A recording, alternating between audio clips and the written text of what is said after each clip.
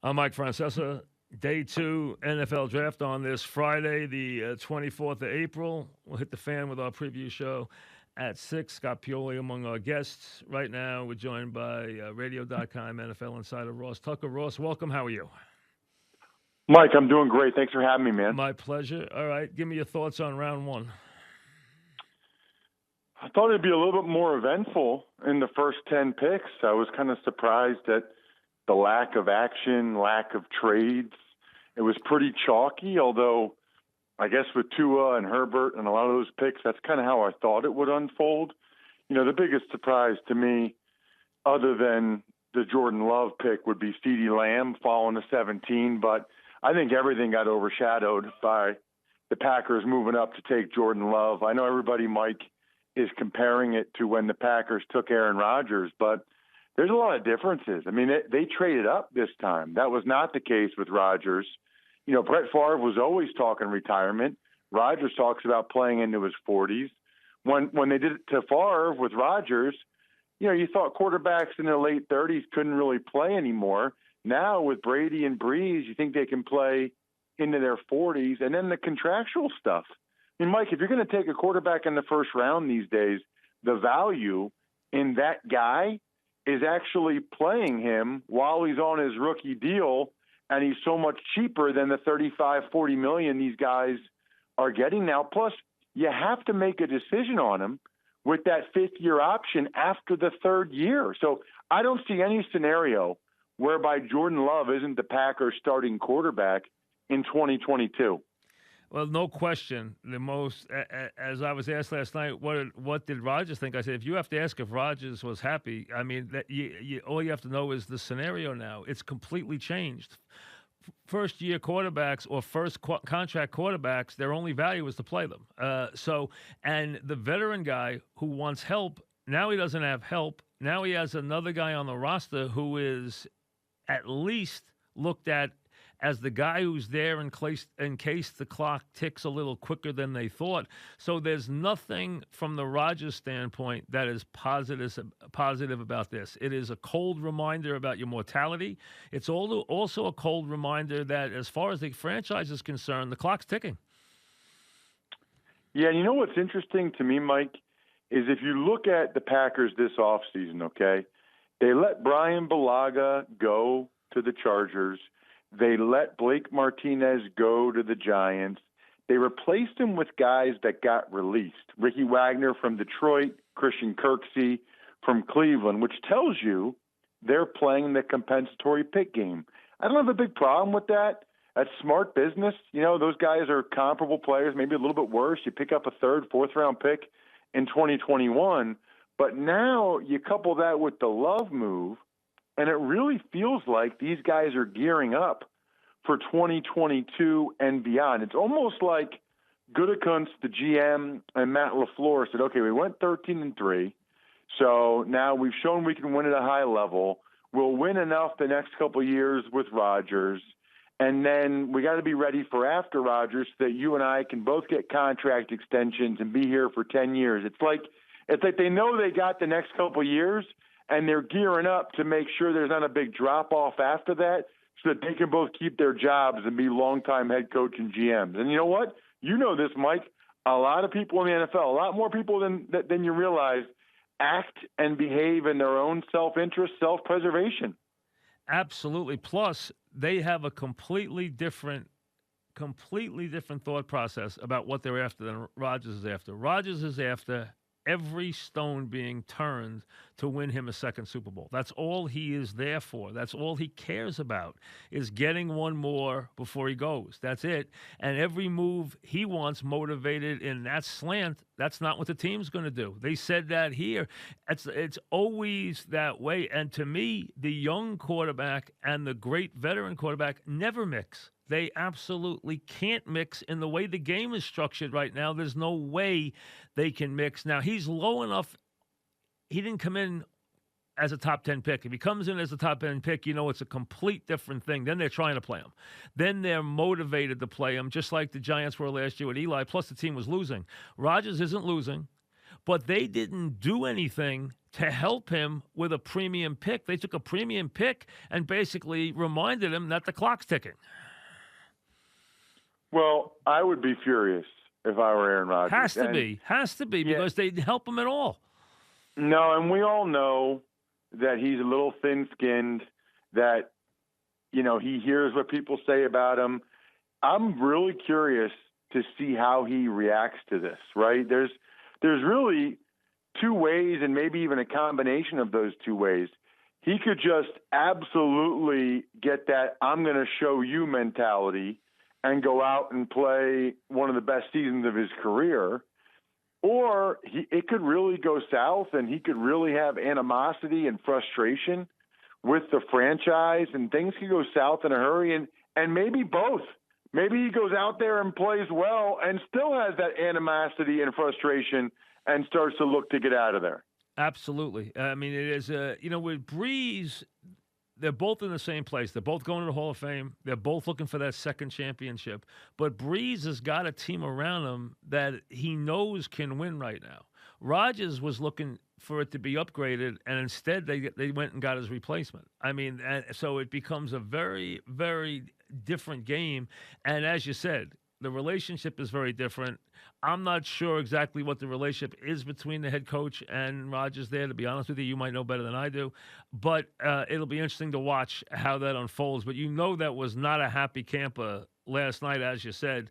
Otherwise, Tua, the Dolphins did it right. They spread the word that they were going to back off Tua, that they were going to take Herbert. They let a lot of people know they were going to take Herbert, and then they didn't have to trade up to 3 to get Tua. They got him at 5 because the Lions never thought they were going to come up, and they didn't think there was no market for Tua. So they backed off the market for Tua and were able to get him at 5, which they said is what they wanted all along.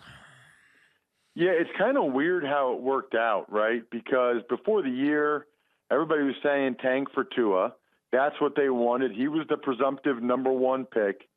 And then they did what was kind of a stupid thing and signed Ryan Fitzpatrick, who's like the anti-tanking quarterback. Yep. I mean, he's going to, speaking of Rodgers, Fitz is going to go out there and win 4 or 5 games for you just to show you that he can. Right. And so then they end up having the 5th pick. It's kind of bizarre that they still get Tua.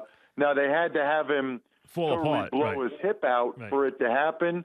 And a guy having an all-world year, too. The guy comes out of nowhere and has one of the great years. Burrow comes out and has one of the great years in football history. Right, and there's no question. And I look at it as a guy that played 7 years, and I see Tua with the 4 injuries, 3 surgeries in 2 years of college football. And the odds that he's going to be able to stay healthy in the NFL and be durable and play almost every game of his rookie, they're not real good. But I'll tell you this much. I'd rather take the health risk with Tua than the performance risk of Justin Herbert. I'm not watching him throw the ball out of the back of the end zone. I'm not a fan of his. Auburn. I'm not a fan. I mean, the Arizona State game, these guys still fall in love with the 6'6", 240-pound guy. Look at the top 10 quarterbacks. It's not the 6'6", 240-pound guy with a big arm anymore. That's not really the guy. No, because you need mobility, and you need the ability to escape and throw on the run. You have to be able to do that now. You have to have shifty feet. You have to be able to slide and throw. You have to do the things that Mahomes can do. Well, he has a great arm too, but you also have to be able to move, because they can't protect you like they used to. They're not going to protect you and give you enough time to stand in that pocket and pitch. That you can't do that anymore. Yeah, I mean, you think about it. There's guys like Brady and Breeze, but they're not the big, strong-arm guy. They're the smart, get-the-ball-out quickly guy. Then there's Deshaun Watson and Russell Wilson and Mahomes and guys with a good amount of mobility. Yep. The guy, he kind of reminds me of like a Blaine Gabbert, who, looks awesome, big, strong, great arm, awesome hair, good-looking kid. But the decision-making, the accuracy, those things are way more important than all the other stuff I named. No, I think Tua reminds me of he has an it factor like Russell Wilson, and as a player, he reminds me so much of Steve Young. I can't tell you. I saw Steve play him in college. Steve became a better thrower later. Tua is a better, more accurate thrower now, but he reminds me of Steve Young so much. Now, Steve could run faster than Tua, but Tua reminds me of Steve Young, and Steve Young, as we know, was a great quarterback. Yeah, that's interesting. I've heard people say that. You've heard the breed comparisons. Some people have said Russell Wilson because of the height, but he's not that mobile. No, the it factor with Russell, and that he's just good at keeping the play alive like Russell is. But I think he reminds me of Steve Young more than anybody else. I think that's pretty good. Especially the lefty thing. Yep. I think obviously the Dolphins would take that in a heartbeat. I think they did the right thing. I think it's worth the risk if he can't stay healthy. This is a guy that would have been the number one pick or would have been up there for the number one pick. You get him at 5. If he can't stay healthy, I think at least you took your shot. Tell me this: the tackles, all 4 tackles could play. Everybody had them rated. The 11 guys who do it as an occupation had the Giants guy rated the least of the 4 guys, but it was close in all 4 guys. I liked the Iowa player as the best athlete. I liked him. I liked that he was a 3-sport guy. I liked that he's a very fast, very tough kid. I liked him the best, but I admit all 4 can play. What, if anything, separates the 4 picks, including especially the 2 the Giants and Jets took? So for Andrew Thomas, the Georgia kid, I think he was the safest, highest floor of all of those guys. Because of the length? I think his length, his feet, and I think, what he did for 3 years in the SEC, both left tackle, right tackle. He's evidently an unbelievable kid. Right. When you talk with him, he was in the band. He's just like a really good kid. So I think the idea was there's almost no chance he's a bust. Gotcha. You think he plays left, or you think he plays right next year? I think that's a good question. I guess if they keep Solder, he'll play right. But I'm not. I wouldn't be shocked. I think they'll have him play right because I don't think they're going to get rid of Solder because I think they want to have 2 decent guys in their mind for Daniel Jones as opposed to Fleming. But I'm sure they're trying to get rid of that contract as soon as Solder's they can. Been terrible since he's been there. I know he's been hurt and he's had some issues off the field, but he has not been good since he's been there. Now he doesn't have Dante Scarnecchia anymore either, which doesn't help. But he has not been great since he's been there. I agree. As far as the Becton kid, look, Mike, I'm a former offensive lineman. Right, this guy's an area code. This guy's an area code. Oh, I've watched his highlight video like 15 times. I don't think I've ever seen a guy just straight throwing kids out of the club like him. It is rare. But here's the deal, right? He's a weight issue guy who tested positive for marijuana or whatever it was at the combine. Right. So we all know you get tested at the combine. So that means he didn't have the discipline to not do it for a month before.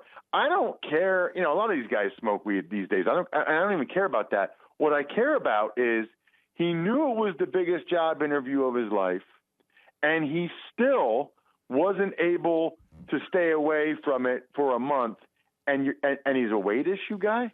If you remember Big Mike Williams from Texas, I played with him in Buffalo, 03, 04, 05. He came to training camp in 04 at 408. He didn't come to practice for a couple of days, said he wanted to quit. He didn't like training camp. We're like, Mike, we all want to quit. Training camp sucks, but we're not gonna. Especially when it's 98 degrees. We're getting a lot of money for this. What are you talking about? Right, especially when it's 98 degrees. Right. He just and you know what? Maybe it's not a fair comparison because Mike didn't love football. Mike really got excited when he was playing video games. When you see this kid on video, does he show you enough that he's a player? Oh, yeah. Okay. He actually moves really well for that size. Yeah, got good feet, good basketball player. He's got pretty good feet. He really does. Yeah, I don't know if he becomes Ogden, but I think he's got a really good chance to be like a Bryant McKinney. So which one 5 years from now is the best player? Jedrick Wills. And why? I just liked his tape the most. Okay. I think he's the feistiest. I think he's got nice feet, really powerful, unlocks his hips. The concern there is the Browns are moving him to left, and he played right even in high school. So he better start working on that like 3 hours a day, every day, because you need to get comfortable. It's a different stance. It's different muscle memory. It's different. It's a lot more different than people think. We're talking with Ross Tucker about the draft. All right, wide receivers. Which one did you like the best? I mean, we know how fast Ruggs was. You know what Lamb was athletically. You know how. I mean, they were all good players. Really, the first 5 of them were really good players. Was there one you liked more than the other? I like Judy the most because I look at Ruggs and I say, you know what? There's been a lot of fast guys, Darius Hayward Bay or whatever, that they don't really do much in the NFL. Yeah, they're not Tyreek Hill unless they're quick in space. That's the thing. You got to be quick. He's not just fast; he's quick. Right, and then you get CeeDee Lamb, and all these guys have a chance to be great players, obviously. But CeeDee Lamb, a lot of what he did was contested catches, was run after the catch, and we've seen guys that haven't really translated those skills either.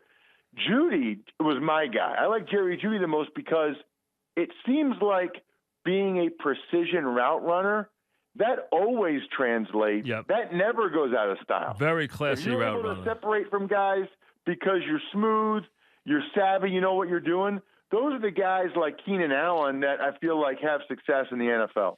How about anybody? How about anybody else? Did any pick surprise you? Any pick jump off the thing and say, "Wow, that's it"? Other than the quarterback with Love, anything else surprise you in the first round? Yeah, I mean, I was surprised the Raiders took Damon Arnett at 19. I think a lot of people thought he might even go in the third round. Did you think the Falcons reached for their guy? I don't know him. Do you think they reached for him? A lot of guys were saying they had him in the 50s. No, I don't, because I think there's a chance the Cowboys would have taken him at 17 if they didn't. I think there's a really good chance the Raiders would have taken him at 19. So he's legit. Okay. Yeah, he's legit. I know that the Cowboys and Raiders were really looking at him. Look, I know a lot of people. I do the Eagles preseason games, right? So I'm doing the draft for the Eagles, and I know all my buddies were frustrated about the Jalen Reagor pick. The point I mentioned to those guys, they wanted Justin Jefferson from LSU or one of the linebackers. You know, the Eagles made that choice from a position of strength. You know, like if Jefferson went at 17 and the linebackers were already gone and they just settled for Reagor, that's a little bit different. Jefferson was there. They could have had him. They didn't want him. They wanted Reagor. They wanted the faster kid. They wanted a guy. They had a guy who's more explosive. This guy's a more explosive player. There's no question. Definitely a more explosive player. And you know what they found out, Mike, last year is when they didn't have Deshaun Jackson, they had nobody that could take the top off the defense. Yep. And everything just gets so compressed and condensed. Even if Reagor doesn't have huge production, he's so fast. You're not just going to put your corner up, press man, and let him run right by him. You're going to have the safety help over the top, which even just that part of it helps Ertz and Miles Sanders and everything else underneath. RossTuckerRadio.com, NFL Insider. All right, round 2 tonight. A couple of guys jump out that I mean, everyone likes Swift. I like Dobbins. He was the guy I loved. I love him as a back. You know what? I know Andy wants a guy who catches it more. I understand that. I love him. You see, I think he's going to go in the league, and he's going to have a great couple of years. You're going to be like, look at the year this guy's had. I think he's going to be enormously productive right off the bat. I also like Kmet from Notre Dame. I think he's a very good football player. Any guys jump out at you tonight that you like? Yeah, I like DeAndre Swift. He's a Philly kid. I've known him since he was in 9th grade. He'll go early tonight. Yeah, the running back from Georgia. Right. He's an excellent player. Ross Blacklock, the D tackle from TCU. A lot of people think he might be the best interior rusher. And with these quarterbacks getting rid of the ball so quickly, everything's quick game. You know, you need it up the middle. I mean, D ends, you need to get the pressure up the middle. There's a couple of Big Ten D ends, A.J. Epinesa from Iowa and Etor Gross-Matos from Penn State. Both these guys, double-digit sacks 2 years in a row in the Big Ten. They were the guy for their team. People were doubling them, and they're still productive. It feels like this year more guys that we thought were going to go in round 1 fell to round 2 than usually other years. Usually it's like 5 or 7. This year it feels more like 10 to 15 guys. What about the quarterbacks that people are looking at tonight? You like any of them? I'm a Fromm guy. You are, really? I'm a Fromm guy. Interesting, because a lot of guys aren't. Why do you like them?